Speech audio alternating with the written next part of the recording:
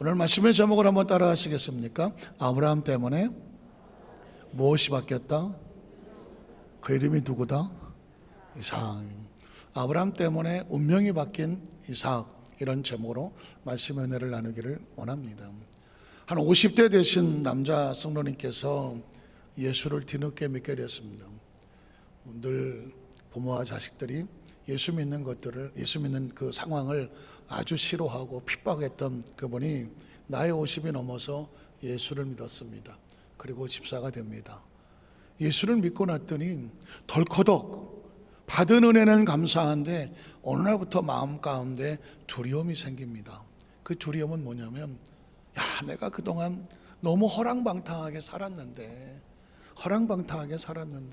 예수를 믿고 나서 보니까 마음 가운데 내가 그동안 잘못 살았던 그 대가를 우리 자식들이 받으면 어떡하나, 그런 마음이 생기더라는 것입니다. 사람이 좀 철이 들거나 그렇죠? 철이 들거나 부모로서 깊은 책임감을 갖게 되면 혹시 내가 잘못한 것 때문에 내 자식들이 벌을 받으면 어떡하지? 이런 마음이 나 그런 생각 해본 적 있다? 우리 교회 성도들은 그런 생각 안 해보셨나요? 사람이란, 부모란 그렇잖아요. 자식이 덜커덕 어떤 문제를 만나면은요, 제일 먼저 혹시 내가 뭘 잘못했나? 내가 잘못 살아서 우리 자식들이 이런 어려움을 당하나? 혹시 이런 마음 안 드십니까? 까딱도 안 하시네.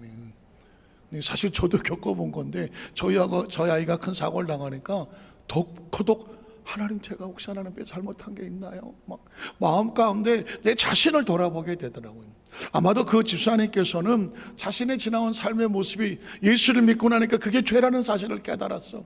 그러고 보니까 그 죄의 아픔의 대가를 우리 자식들이 받으면 어떡하나, 그런 마음이 다가오는 거죠. 아마도 이런 성경 구절 때문에 그랬을지 모릅니다. 출애굽기 20장 4절로 6절에 보니까 너를 위하여 새긴 우상을 만들지 말고 또 위로 하늘에 있는 것이나 아래로 땅에 있는 것이나 땅 아래 물속에 있는 곳에 어떤 형상도 만들지 말며 그것들에게 절하지 말며 그것들을 섬기지 말아라. 나 네 하나님 야훼는 질투하는 하나님인 중 나를 미워하는 자, 잘 들어보십시오, 나를 미워하는 자의 죄를 갚되 아버지로부터 아들에게로 3, 4대까지 내려간다는 거예요. 어느 날 덜커덕 이 성경 구절을 읽다가 보니까 내가 하나님 앞에 죄를 범했는데 하나님께서 말씀하시기를 아버지로부터 아들에게까지 3, 4대까지 그 죄의 대가가 흐른다고 하는데, 혹시 내가 잘못 살아온 것 때문에 그분은 정말 심각하게 그런 고민을 했습니다. 그런데 어느 날 성경 구절을 다시 발견하게 됩니다. 에레미야 31장 29절로 30절에 보니까 이런 말씀이 기록되어 있습니다. 그때 그들이 말하기를 다시는 아버지가 신포도를 먹었으므로 아들들의 이가 시다하지 아니하겠고. 무슨 의미인지 아시겠습니까? 아버지가 아주 생각만 해도 막 시린 포도를 먹었어. 근데 이빨에 한번 탁 깨무는 순간 침 넘어가죠? 네. 신 거예요.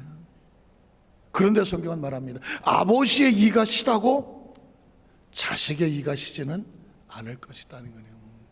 굉장히 중요한 의미가 있습니다. 그 이유가 뭐냐면 그 다음 절을 보니까 신 포도를 먹는 자마다 그의 이가 신 것 같이 누구나 자기의 죄악으로 말미암아 죽는다.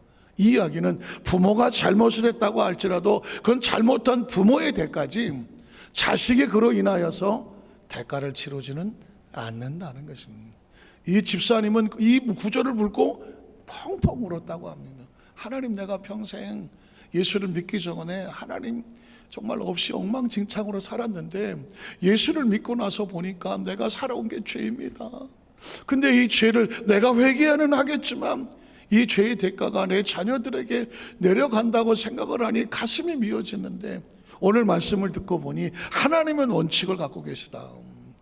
아버지의 이가 시다고 자식의 이가 시지는 않는다. 누구나 다 그 죄의 대가는 스스로 본인이 지는 것이지 자식에게 내려가지는 않는다. 이 구절을 읽고 그분의 마음속에 자유함을 얻었다는, 그 하나님 앞에 엎드려 자신의 죄를 회개하는 것입니다.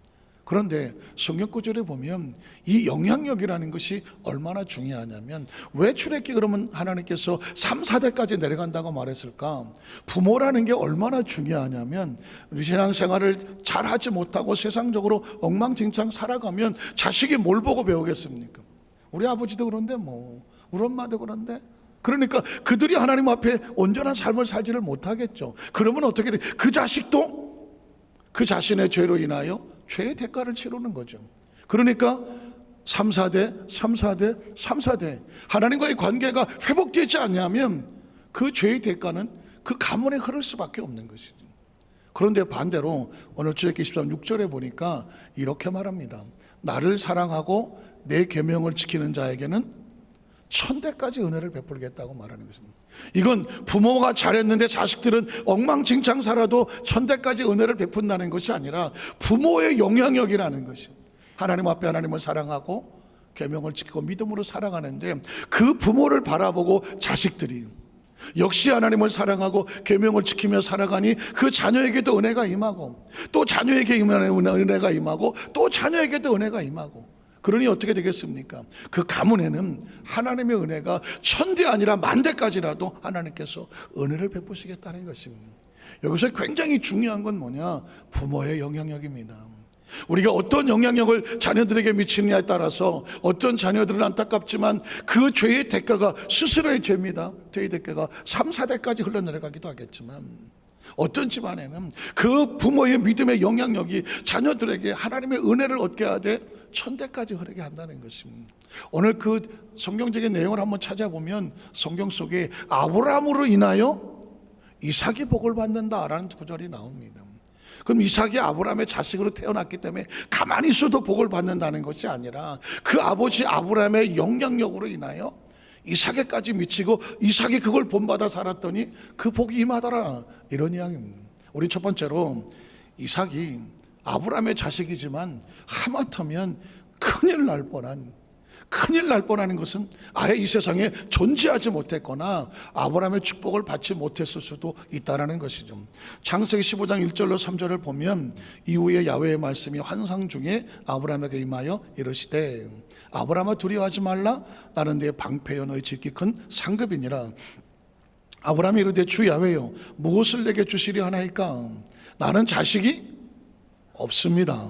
그래서 나는 내 상속자를 어떻게 결정했냐면 내 종들 가운데 다메섹 사람 엘리에셀로 정했습니다.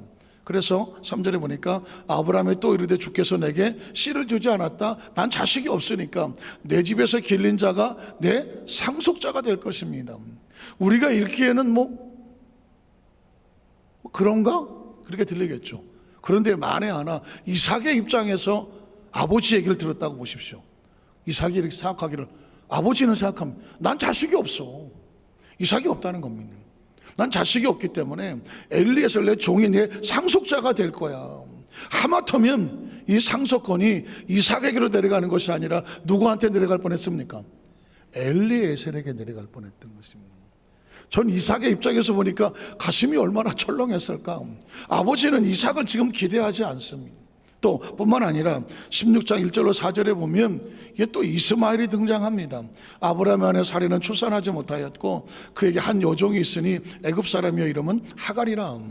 사례가 아브라함에게 이르되 야훼께서 내 출산을 허락하지 아니하셨으니 원하건대 내 여종에게로 들어가라. 내가 혹 그로 말미암아 자녀를 얻을까 하노라 하매 아브라함의 사례의 말을 들으니라. 아브라함의 사내 사례가 그 여종 애굽 사람의 하갈을 데려다가 그 남편 아브라함에게 첩으로 준 때에 아브라함이 가나안 땅에 거주한 지 10년 후였더라. 아브라함이 하갈과 동침을 하였더니 하갈이 임신함에 그가 자기 임신함을 알고 그의 주인을 멸시하였더라. 이래서 태어난 자녀가 누굽니까? 이스마엘이거든요. 그러니 이제 이스마엘이 아브라함의 씨를 타고 태어났습니다. 그 집안의 상속자가 누가 되겠습니까? 이스마엘이 되어야 되잖아요. 이스마엘이 되면 이삭은 상속자가 될 수가 없는 거죠. 아니 태어나는 걸 포기할 수도 있습니다. 제가 지금 얘기하는 건 이삭의 입장에서 얘기하는 겁니다.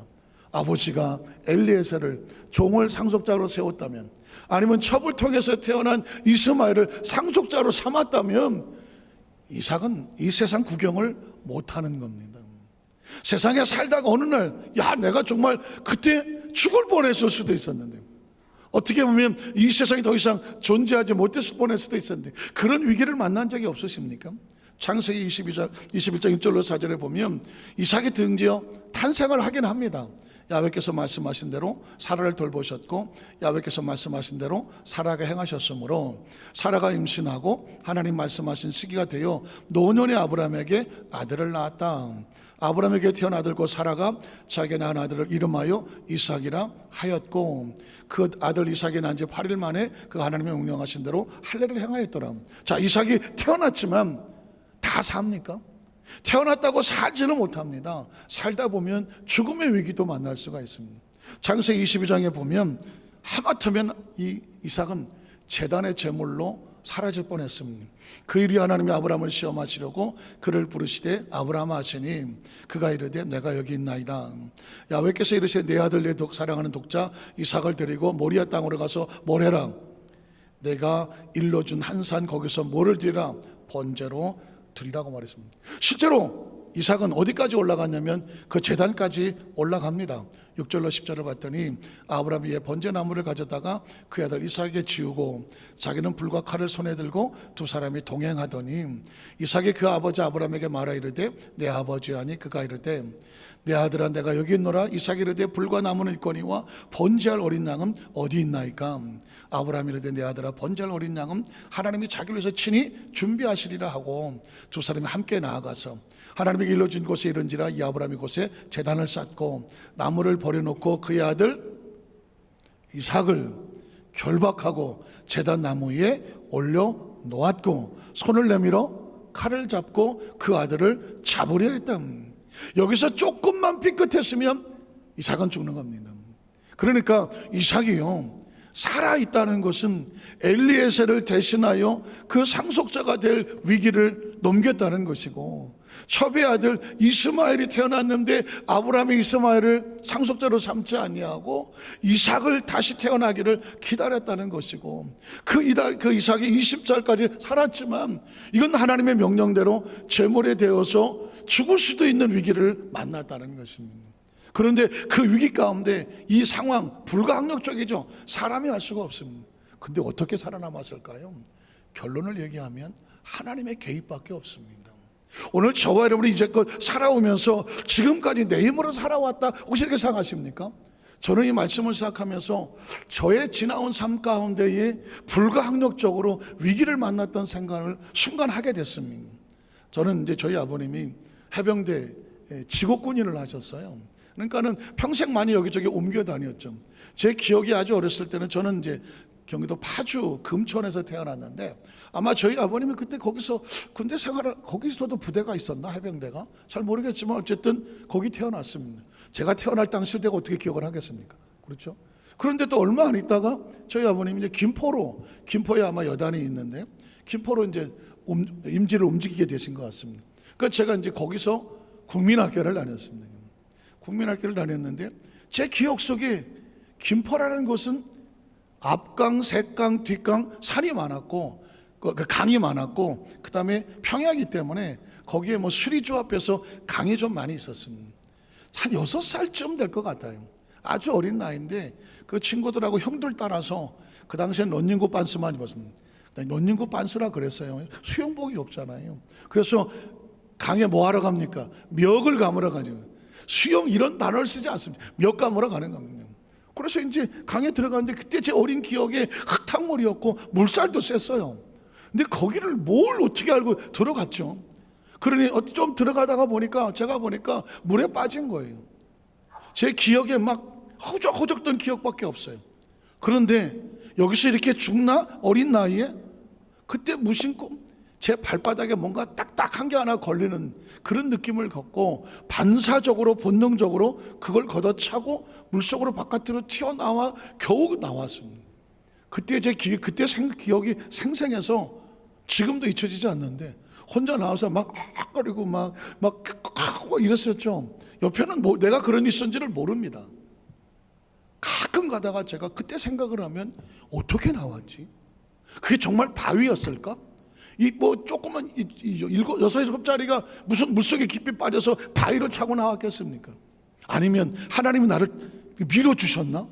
어쨌든 하나님이 밀어주셨던 바위를 차고 나왔던 그 순간은 제 인생의 사느냐 죽느냐의 분기점이었습니다. 하마터면 제 인생은 거기서 그냥 끝이 나는 겁니다. 사실 제가 군에 가기 전에 야간에 대학을 다니고 그리고 이제 직장을 대우에서 시장 생활을 했는데 너무 직장이 멀어서 의정부에 있었는데 제가 그 회사 앞에 자취를 하겠다고 방을 얻은 적이 있습니다. 제가 뭐 여러분들에게 한번 말씀드린 적이 있는데 가는 날이 장날이라고 그날따라 비가 옥수같이 왔고 안 쓰던 방을 도배를 해서 저한테 이제 월세로 빌려주신 건데 그날 밤에 제가 연탄가스를 제대로 먹었습니다. 그런데 지금 생각해 보면 전 그대로 죽는 겁니다. 옛날에 연탄가스로 죽은 사람이 뭐 한두 명인가요? 그런데 그 집 주인 아주머니가 새벽 1시에 그 비가 철철 내리는 캄캄한 방에 화장실이 안에 없잖아요. 저 바깥에 화장실한 말은 없었습니다. 변속간, 뒷간 기억하십니까? 푸세식 저 뒤에 거기에 가면 항상 이따마는 몽당 빗자루가 있습니다. 그 몽당 빗자루가 낮에는 빗자루지만 밤에는 뭐가 돼요? 도깨비가 됩니다. 그래서 그 밤에 화장실을 못 갑니다. 그런데 그 주인 아주머니가 새벽 1시에 비 철철 내리는데 그 캄캄한 밤에 그 한 집에서 한 20-30m 떨어져 있는 거기를 화장실을 쓰시는 거예요. 그리고 나와서 그냥 들어가시면 되는데 제 방에 불이 켜 있고 나중에 알았지만 제가 라디오를 듣다가 잠이 들었는지 막 앵앵거리 소리 나는데 그 아주머니가 제 방문을 열었어요. 제가 코피를 흘리고 엎어져 어우적거리는 그걸 보고 끄집어대가 땅바닥에 엎어놓고 도립병원에 전화를 해갖고 앰뷸런스를 기다린 거예요. 가만히 지금 생각해 보니까 그 아주머니가 그럴 일이 없잖아요. 요강 하나 있으면 끝나는 겁니다. 지금 생각하면 하나님이 불러내신 것 같아요. 그리고 저를 그 방문을 열게 하고 끄집어서 제가 사람 죽고 사는 건 의식이요 순간입니다. 아무 의식이 없었겠죠. 얼마나 먹었으면. 그래서 제가 순간적으로 그 동네 사람이 다 나왔어요. 사람 죽는다고 하니까. 근데 제가 들리더라고요. 뭔가 딱 하고 정신이 들어왔는데 온몸은 못 움직이겠어. 그러니까 막 흙냄새 맡게 한다고 흙을 잔뜩 여기다가 발랐고 동치미 국물을 얼마나 먹였는지 막 여기서 김치 냄새가 잔뜩이 나고 땅속에 버벅이 되고 있는 거예요. 근데 들려요. 뭐라고 말했냐면 죽었나 봐. 동네 사람들이 웅성웅성대며 죽었나 봐. 그래 내가 나 안 죽었다고 이렇게 막 어떻게 하려고 이렇게 하니까 살았나 봐. 옆에서 얘기하는 거예요. 그 나는 꼼짝을 못하고 이러는데 그래서 새벽 1시에 그 아주머니 나와서 나를 끌어다가 이제 도립병원에 앰뷸런스가 와서 실었는데 한참 뒤에 그 병실에 계속 사람이 그 밤에 들어오더라고. 연탄가스 먹은 사람이. 나중에 보니까요 저 빼고 다 죽었어요. 저 빼고 다 죽었어. 왜? 너무 많이 먹으니까 살리지를 못했다고. 지금 생각하니까 이거 도무지 상식이 되지는 않아요. 제가 군에 가서도 사고를 많이 당했습니다. 버스가 막 굴르기도 하고 군 대형 트럭이 크게 막 브레이크가 고장이 나서 언덕에 굴러서 민가를 덮치려고 했었을 때 그 운전기사가 이등병인데 순간적으로 돌려서 벽을 받아서 사람 인사사고 없이 살아나고. 지금 가만히 더 희한한 건 제가 이런 말씀드렸잖아요. 40대 중반 미국 선교사를 갔는데 책상에 앉다가 순간적으로 의식을 잃고 쓰러졌습니다. 그래서 제가 이런 얘기 합니다. 사람의 죽고 사는 거는 사실은 어떤 경우는 자기가 죽는지를 모를 것 같아요. 왜냐하면 의식이 없으니까. 내가 쓰러진 의식이 없다니까요. 그런데 한참 있다가 의식이 탁 들어와. 그러니까 사람의 의식이란 불을 켜면 불이 들어오고 끄면 불이 나가는 것처럼 의식을 딱 빼버리면 그 사람은 죽는 거예요. 근데 의식이 딱 들어오면 그때 비로소 움직이는 거예요. 의식이 딱 하고 들어와요. 여기가 어디지? 왜 이렇게 캄캄하지? 왜 캄캄한가 그랬더니 눈을 감고 있더라고요. 눈을 뜨니까 밝았더라고요. 여기가 어디야? 제가 제 사무실에 그냥 꼬꾸라져서 엎어진 겁니다. 얼굴이 이렇게 떨어졌어요. 여기가 그냥 머리가 보니까 이렇게 떨어지더라고. 깼어요. 무슨 일이 있었는지를 모르겠어요. 제가 말씀을 드린 일은 딴 게 아닙니다. 사람은 불가항력적인 어려운 위기를, 죽음의 위기를 수도 없이 겪고 올라오는데 이건 사람의 영역이 아니야. 그 생명을 살리고 여기서 이끌어온 건 누구밖에 없어요. 하나님의 개입밖에 얘기를 할 수가 없어요. 아마 저뿐만 아니라 여러분들도 이제까지 살아오시면서 무수히 많은 죽음의 얘기를 건졌습니다. 생명이 살아있다는 얘기는 하나님이 여전히 뭐하고 계시는 겁니까? 개입하고 계시는 것입니다. 왜냐하면 오늘 이삭은 분명히 이 사람은 세상에 태어나기도 어려운 그런 상황입니다. 부모도 그렇게 생각했습니다. 아브라함도 그랬고 사라도 그랬고 기대도 하지 않았습니다. 그런데 한 분만 기대를 하고 있습니다. 그게 누굴까요? 하나님입니다. 하나님이 개입을 합니다. 우리는 두 번째로 하나님의 개입하심으로 바뀌는 이삭의 운명입니다. 자, 창세기 15장 4절로 7절에 보면 엘리에셀밖에 없습니다. 그런데 하나님이 개입합니다. 아니야. 이게 중요합니다. 어떤 사람이 아유 나는 이거밖에 안 됩니다. 하나님이 개입하셔야 돼. 아니야. 이것도 있어. 4절로 7절 한번 보면 야훼의 말씀이 그에게 임하여 이르시되 그 사람이 내 상속자가 아니라. 그 사람이 누구야? 엘리에셀, 아브라함이 생각하는. 그랬는데 아니라 내 몸에서 날짜가 내 상속자가 되리라. 내 몸에서 날짜가 누구예요? 이삭.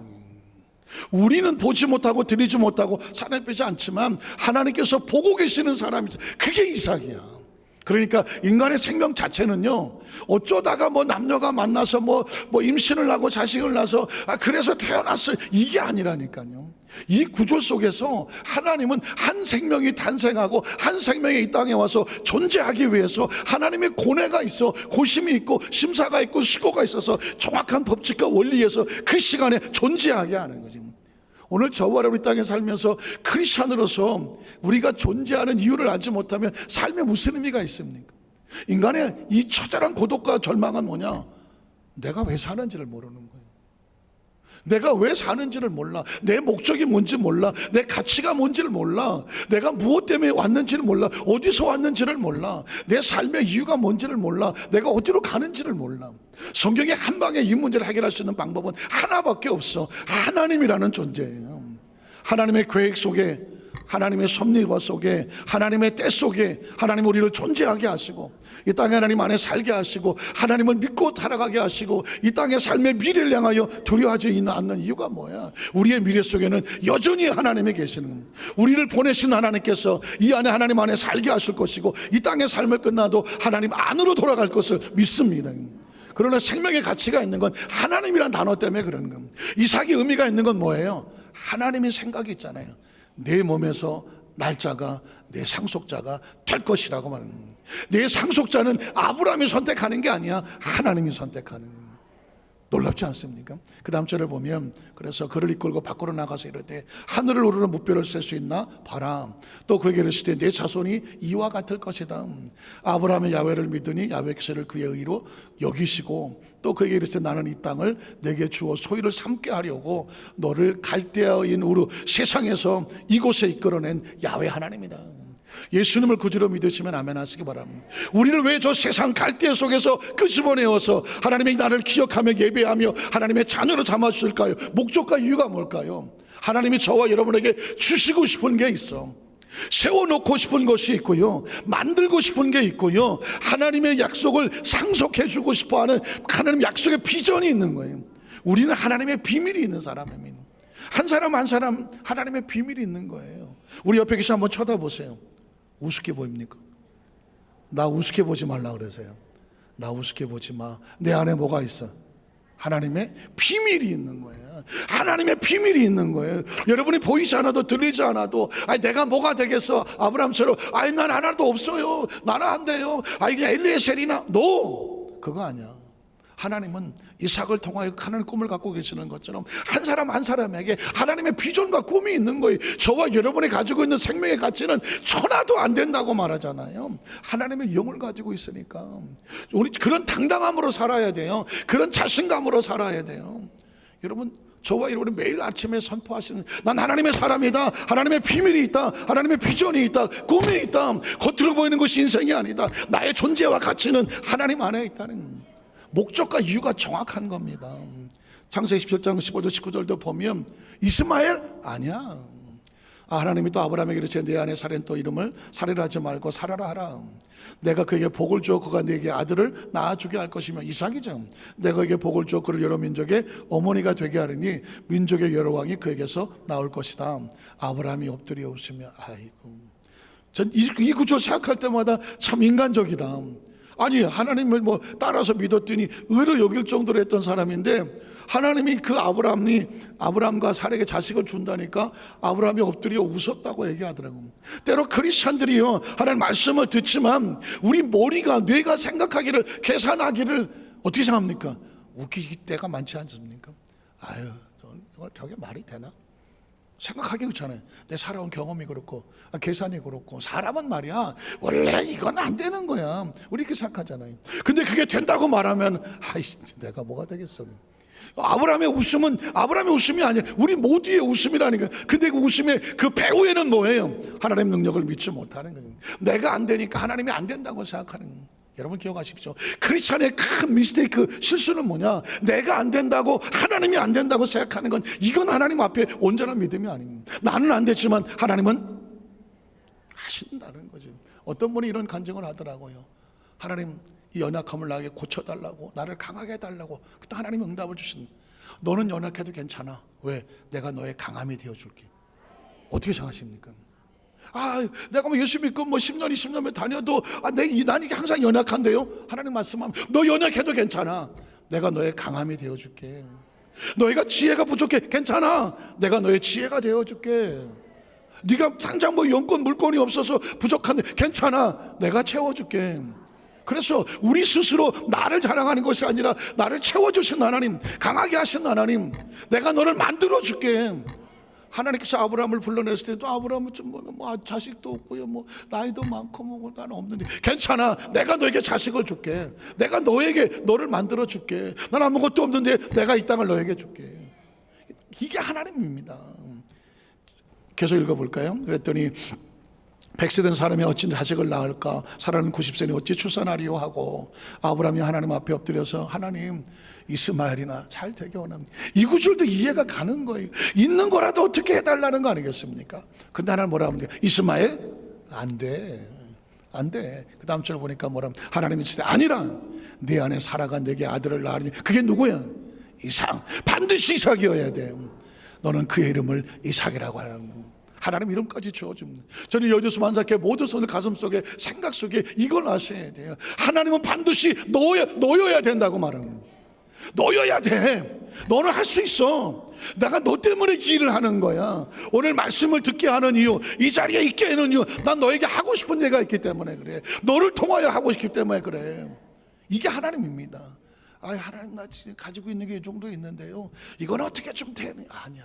그 이상을 난 너희를 위해서 준비하고 있는 거예요. 하나님 말씀은 지금 저와 여러분에게 이걸 외치고 있는 겁니다. 이 바쁜 시간에, 중요한 시간에 열일 제쳐놓고 왜 하나님 앞에 나와서 말씀으로 예배를 드립니까? 하나님이 우리에게 생각을 주시는 거거든요. 인간은 어떤 존재냐? 그 가슴에 가지고 있는 생각이 그 사람입니다. 아무리 웃고 있어도 가슴에 슬픈 마음을 가진 사람은 슬픈 사람입니다.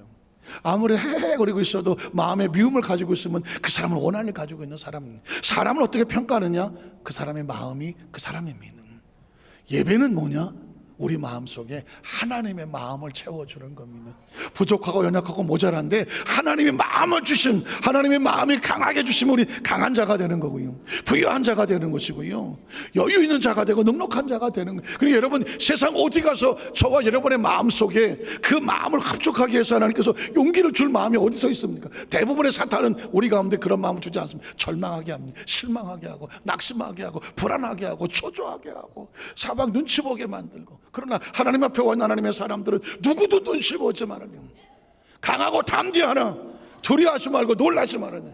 내가 모세와 함께 있었던 너와 함께 있어줄게. 이게 뭡니까? 하나님의 마음이거든요. 이걸 받고 돌아가니까 세상에 어디를 갔다 나와도 환경을 보지 않고, 다른 사람 눈치 보지 아니하고, 내 안에 계신 하나님의 마음으로 당당하게. 이런 사람은 세상을 못 건드립니다. 늘 눈치 보고 불안하고 초조하니까 마귀가 와서 툭 건드려버리고 그럴 때마다 아이고. 그러나 그 마음이 당당한 사람은, 그 마음에 누구도 건드리지를 못합니다. 하나님은 지금 아브라함에게 이 얘기합니다. 이스마엘? 아니야. 네 아들 이삭에게 자식을 줄 거라고 말합니다. 창세기 2장 11절로 14절에 보면 제물이 될 뻔했던 그 이삭도 하나님이 살리시는 거죠. 야훼 사자가 하늘에서부터 그를 불러 이르시되 아브라함아 아브라함아 하시는지라. 아브라함이 이르되 내가 여기 있나이다 하매 사자가 이르되 그 아이에게 내 손을 대지 말라. 그 아이는 비록 제물로 된다고 하지만 사실 하나님은 이삭의 제물을 원하는 게 아니었죠. 아브라함의 마음을 원하는 것이었습니다. 기억하십시오. 지금 이 순간에도 그 어떤 상황 가운데도 네가 하나님 믿고 의지할 수 있는지를 하는 그걸 원하는 겁니다. 사실은 주일은 하나님 앞에 우리 신앙을 그렇게 고백하는 겁니다. 어떤 상황이 있다고 할지라도 난 하나님을 절대 신뢰합니다. 한번 고백할까요? 하나님, 나는 어떤 상황 속에서도 나를 창조하고 나를 지으시고 여기까지 끌어오신 하나님 아버지를 절대 신뢰합니다. 절대 신뢰합니다. 그 절대 신뢰함을 보여주는 예배가 주일 예배금. 여러분이 예물을 드린다면 절대 신뢰에 대한 표적일 것이고요. 여러분이 기도를 한다면 그걸 믿고 의지하는 신앙의 고백과 같습니다. 헌신과 봉사한다고 하면 하나님 앞에 그 마음을 드리는 것과 같습니다. 그러므로 세상 어딜 갖다 놓아도 여러분 절대로 우물쭈물하고 쭈삣쭈삣할 이유 없습니다. 저와 여러분은 하나님을 믿고 의지하는 하나님의 마음을 가진 하나님의 사람이고 세상이 손대도록 내버려 두지 않습니다. 이삭을 그렇게 제물로 순식간에 허무하게 날아가도록 내버려 두지 않습니다. 그 아이 손대지 마라. 그에게 아무 일도 하지 마라. 그 다음 절을 보면 내가 네 아들 내 독자까지도 내게 아끼지 아니하였으니 내가 이제야 내가 하나님을 경외하는 줄을 알았다. 이거 하나 확인하려고 하는 것입니다. 그 다음 절에 보면 아브라함이 눈을 들어 살펴보니 한 수양이 뒤에 있는데 뿔이 수풀에 걸려있는지라. 아브라함이 가서 순양을 가져다가 아들을 대신하여 번제로 드렸더라. 그래서 그 땅 이름을 야훼 이레라 하였다는. 자, 이제 이 과정을 거치고 하나님께서는 오늘 본문에 있는 것처럼 이삭을 축복합니다. 창세기 26장 1절로 3절을 보면 아브라함 때 첫 흉년이 들었더니 그 땅에 또 흉년이 들매 이삭이 그랄로 가서 블레셋 왕 아비멜렉이 이랬더니 사람을 의지하려고 환경을 의지하려고 내려가려고 했었더니 하나님께서 이삭에게 나타나서 이르시되 애굽으로 내려가지 마라. 너는 세상에 가서 쭈삣쭈삣거리고 누구한테 좀 도와주세요 그럴 존재가 아니다. 그럴 존재가 아니야. 여러분 입술로 하셔야 돼. 그럴 존재가 아니야. 내가 세상에 필붙어서 기웃거리고 어디 힘 있는 데 가서 나 좀 도와주세요 나 좀 불쌍히 여겨주세요 그런 존재가 아니라니까. 이삭은 생각하기를 이거 저 블레셋 왕한테 가서 좀 어떻게 좀 붙어 살려고 내려갔냐. 그랬더니 하나님께서 아니야, 너 애굽으로 내려가 기웃거리지 마. 내가 내게 지시하는 땅에 거주해. 하나님의 약속의 은총에 믿음의 그 자리를 지켜내. 그 다음 절을 보면 이 땅에 거류하면 내가 너와 함께 있어서 내게 복을 주고 내가 이 모든 땅을 너와 네 자손에게 줄 텐데 이유가 뭐냐? 네 아버지 아브라함에게 뭘 했어? 맹세를 했거든. 아버지 아브라함에게 맹세를 했어. 그러면 하나님은 이 아브라함 때문에 뭐 때문에 맹세했을까? 그 다음 절을 보면 내 자손을 말미암아 천하 만민이 복을 받을 것이다. 이 아브라함의 내 말, 이 이유는 뭐냐? 아브라함이 뭘 했고 내 말을 순종했고 내 명령과 내 계명과 율례와 법도를 뭐 했어? 지켰기 때문에 아브라함의 그 믿음의 단단한 모습으로 하나님 앞에 섰기 때문에 그에게 내가 약속을 해서 너처럼 믿음을 지켜나가면 네 자식에게 똑같은 복을 줄게. 이삭이 아버지 아브라함을 보고 따라가니까 하나님께서 아브라함에게 약속했던 것처럼 이삭에게 똑같이 약속하는 겁니다. 사랑하는 성도 여러분, 여기서 굉장히 중요한 건 이삭의 머릿속에 생각이 야, 이 블레셋 쪽에 세상 쪽으로 가서 따라 성공해 볼까? 아니면 믿음으로 순종해서 아버지 아브라함처럼 하나님의 복을 받아야 될까? 두 가지 갈림돌에 있었잖아요. 이삭은 생각하기를 블레셋 쪽으로 내려가려고 했는데 하나님께서 아니야, 너 아브라함처럼 가. 그럼 내가 아브라함의 복을 너에게 줄게. 영적인 흐름이 이게 중요한 겁니다. 자, 개인적인 간증은 아까 좀 말씀드렸지만 저 개인에게도 사실은 제가 저희 아버님이 아까 해병대에서 직업군 오랫동안 하셨다고 했는데 그러다 보니까 제 머릿속에 제 장래 희망은 군인이었습니다. 딱 봐도 군인 같지 않습니다. 세월이 지났지만 어렸을 때부터 사관학교를 가려고 그냥 공부도 다 그렇게 공부를 했습니다. 고등학교 2학년 때인가 어느 이제 새로 오신 전도사님이 중고등 저를 딱 보더니 야, 너는 얼굴에 딱 봐도 사관학교라고 써 있네. 당연하지 뭐. 제 머릿속에는 뭐 군인처럼 군인 되고 싶은, 저희 아버님이 저를 아주 군인처럼 키웠습니다. 어렸을 때도 생각해 보니까 뭐 그 여름 방학 때는 그냥 군대 막사에서 자랐어요.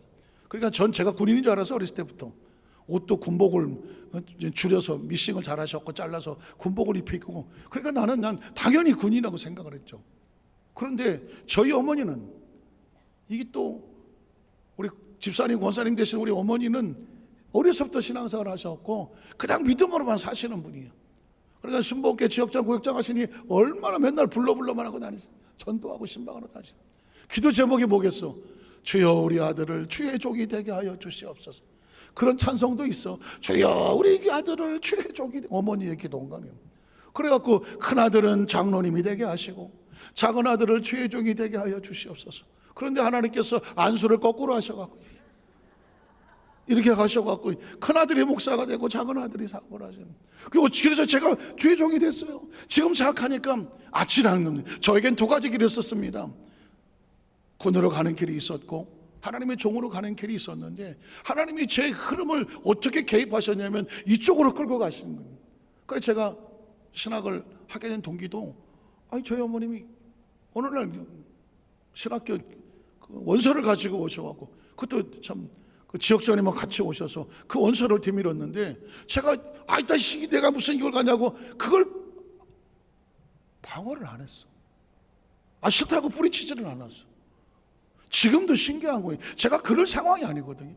그때 그거를 받았어. 그리고 또 그 당시에 등록금이 돈 10만 원이 없었어. 10만 원이 없는데 우리 어머니가 또 극성 맞은 또 순복음교회 지역장 구역장 아닙니까? 조영희 목사님에게 편지를 써갖고 오늘날 오시라고. 저는 영문도 모르고 따라갔더니 조 목사님이시냐. 거기서 목사님한테 뭐라고, 난 무슨 행인지도 몰라 그냥 그러는데, 근데 어쨌든 이리 오라 그러더니 안수를 해주시고 봉투를 하나 주셨어요. 그게 10만 원짜리야. 그게 등록금이었어요. 그걸 들고 이제 갔어. 나중에 제가 그거를 1,000만 원으로 갚아드렸어요. 전 계산은 확실합니다. 그래갖고는 그렇게 출발을 해서 제가 결국 여의도 영산신학로 공부를 하고 목회자가 돼서 여기까지 와 있어. 가만히 저의 흐름을 보니까 어떻게 내가 여기 와 있나. 제 앞에는 두 가지 흐름이 있었어. 그런데 이 흐름을 가게 된 영향력은 저희 어머니가, 이 남권사님이 그쪽으로 끌고 가는 걸 제가 그걸 바라보고 따라갔더니 여기로 와 있는 거예요. 여러분, 부모라는 게 얼마나 중요한지 모릅니다. 저희 아버님도 결국은 남권사님한테 졌어. 천하의 김삼복 씨가 이 남권사님이 졌어. 왜냐하면 하나님이 그렇게 만드셨어요. 저희 아버지를 얼마나 그 예수 믿는 걸 핍박을 했는지. 저희 어머니가 눈물을 많이 흘렸는데 어느 날 새벽 예배를 어머니가 가시는 걸 갖다가 아버님이 못 가게 하고 막 난리를 막 대판 집어던지고 치더라고요. 뭐야, 늘 있는 일이니까 막 그러냐. 그런데 다음날 아버지가 바뀌었어. 새벽 예배가. 이유가 뭔지 아십니까? 그날 밤에 우리 아버님 고백입니다. 천사가 꿈에 나타나서 저희 아버님 목을 딱 잡고, 너 그때 남집사인데 남집사 새벽 예배 가는 거 방해하지 마라. 아니면 오늘 데려간다. 아버지 목을 딱 잡고 오늘 데려갔다고 꿈에 나타나니까 어떻게 하겠습니까? 절대 방해 안 한다고. 그 천하의 김사복 씨가 그냥. 그래갖고는 그날 다음부터 절대 방해를 안 하시던. 오히려 주일날 가서 하루 종일 봉사를 하고 와도 저희 집에 있으면 국수 삶아주시고 하면서 아주 착하게 주일을 잘 보내시더라고. 그런데 이제 하나님께서 또 만지기 시작하니까 그 후에 이제 어느 집으로 이사를 갔는데 그 집안이 아마 먼저 살던 집이 뭐 귀신이 난무했던 집인지 하여튼간에 첫날 가자마자 저희 아버님이 가위에 눌렀어. 자다가 그냥 가슴에 이따만한 바위돌이 누르는 것 같은데 숨을 못 쉬겠더니 숨을 못 쉬는. 근데 본능적으로 이 상황이 가위를 눌렀는데 이게 귀신의 역사 같더래요. 할 수 있는 건 어디 있어? 순복음교회 지역장 옆에 누워 있으니까 우리 어머니 손을 잡아다가 가슴에다 올려놨어. 이거 뭐예요? 차마 자존심이 있어서 기도해달라는 말을 못하고 손을 갖다 올려놨어. 이 순복음의 지역장들, 구역장들은요, 자다가도 기도 안 하네. 자다가도. 이게 깨다 이렇게 보니까 우리 아버님이 막 하고 막 이러고 있는데 숨이 넘어가지. 손을 갖다 올려놨을 때 이유가 뭘까? 일어나자마자 방언으로 그냥 막 기도. 1시간을 기도하니까 그냥 잠을 주무시네. 그렇게 한 몇 번을 했다는 겁니다. 그러니 저희 아버님이 예수를 믿겠어 안 믿겠어? 하나님을 경험하는. 그러니까 대놓고 예수 믿는다는 말을 못하고 워낙 핍박을 많이 하셔갖고, 그래서 몰래 저 불광동 가갖고 버스 타고 가갖고 오산의 기도원을 다니셨어. 어디 교회는 못 가고 혼자 다니시다가 성령을 받았어. 성령의 불을 받았는데도 성령 받았다, 나 교회 다닌다 말도 못해. 예, 부인하고 애들한테 창피해서 고개를 못해. 어느 날 제가 샤워를 하려고 들었는데 아버님 방에 이상한 소리가 나. 또 사우나. 그런데 문을 딱 잡았더니 문이 잠겼어. 귀를 갖다 댔더니 그때 전영도 목사님이 그 주여 이제인을, 그 찬송이 가창 나온 카세트 탭을 틀어놓고 거기서 기도 소리가 나는데 방언 소리가 나오더라고.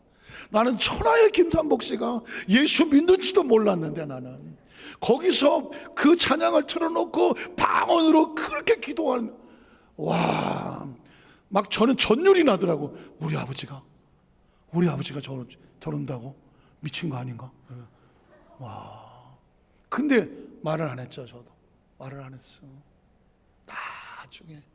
나중에 저희 아버님이 그 얘기를 합니다. 내가 나이 50 넘어서 늦게 예수를 믿었는데 내가 해놓은 짓거리를 보니까는 다 죄본이더라. 혹시 나 때문에 내 자식들이 혹시 내 이 죄의 대가를 잘못되면 어떡하나, 하나님 앞에 몸부림치고 울었대. 그 성경을 매일 읽다가 보니까 에레미야 말씀을 보여주면서 아버지 이빨이 시다고 자식이 이빨이 시지 않는다. 내가 잘못을 저질렀더라도 내 자녀들에게 하나님 대가를 묻는 분은 아니구나. 그러다가 또 기도하면서 생각하기를, 그러면 하나님 난 뭐 때문에 사냐? 이렇게 뒤늦게 예수 믿고 하나님 앞에 헌신을 했습니까? 봉사를 했습니까? 이 나이 되도록 이제 늦게 깨닫고 이렇게 깨닫고 나서 보니 도대체 난 이 세상에 왜 태어났습니까? 하나님과 몸부림치는 것. 그때 하나님께서 깨닫게 주신 이유가 하나가 뭐냐면, 너를 통해서 너희 가정에 주의 종이 나왔잖아. 저희 아버님한테 하신 얘기예요. 주의 종이 나왔잖아. 그 얘기를 들으면서 저희 아버님이 또 통곡했다는 거 아닙니까? 내가 이 땅에 존재한 목적이 해놓은 게 아무것도 없는데 하나님께서 나를 통해서 이 가정에 하나님의 종을 태어나게 하셨구나. 그러니까 내가 이 존재한 목적은 하나님께서 일하시려고 하셨던구나. 그러면서 매일 하루에 3시간을 꿇어 엎드리는 거죠. 내가 뒤늦게 하나님의 은혜를 얻었으니 우리 아들의 목회 사역을 위해서 내가 할 수 있는 게 뭘까? 기도밖에 없다. 하루에 3시간씩 기도하시는, 그렇게 오랫동안 기도하시다가 이제 천국을 가셨는데, 지금 생각해 보니까 이제 이 말씀을 묵상, 각 집안에는 흐름이 있어. 어느 집안에는 세상으로 끌고 가는 흐름이 있고, 어느 흐름에는 하나님 쪽으로 흘러가는 흐름이 있어. 여기서 우리의 자녀들이 우리의 부모를 보고 어디로 끌려가느냐에 따라서 그들의 운명이 달라지는 거예요. 아브라함의 믿음의 운명으로 살아가는 걸 보고 이삭이 따라갔더니 아브라함의 축복이 이삭에게 임하게 되는 거고, 오늘 저와 여러분이 다 부모 아닙니까? 부모고 또 부모가 될 사람들 아닙니까? 우리는 나 혼자 예수 믿고 끝나는 게 아니더라고. 내가 어떻게 하나님을 믿느냐, 어떻게 헌신에 따라서 나를 보고 따라오는 내 자식들이 있더라고. 내 자손들이 있더라고. 그들이 나를 통하여 아브라함처럼, 아브라함을 따라갔더니 아브라함으로 인하여 이삭의 복을 받은 것처럼, 여의도 21살 우리 성도를 통하여 그 가정의 자녀와 자손들이 하나님의 복을 받았더라. 이 축복의 역사가 있어야 되지 않겠습니까? 지난 한 주간 동안에 우리 성령대망에 한 달에 한 번 성령대망을 합니다. 200명 가까운 성도들이 부르짖고 찬송하고 합니다. 여러분, 성령대망은 교회 행사가 아닙니다. 제가 이번 8월달 성령대망을 하고 나서 마음에 느껴진 건 뭐냐, 여의도 21살 교회 성령 왜 전성도 총동원이라고 할까? 200명도 안 나오는데 하나님께서 다시 외치게 하는 건 딴 게 아닙니다. 하나님께서 이 성령대망을 통하여 성령의 충만한 능력을 다시 체험하고 아브라함의 믿음으로 채워라. 그리고 자식을 위해서 성령대망을 하게 하라. 내가 하나님 앞에 올바로 서야 내 자식들이 나를 보고 하나님의 그 축복의 반열에 들어올 수 있다.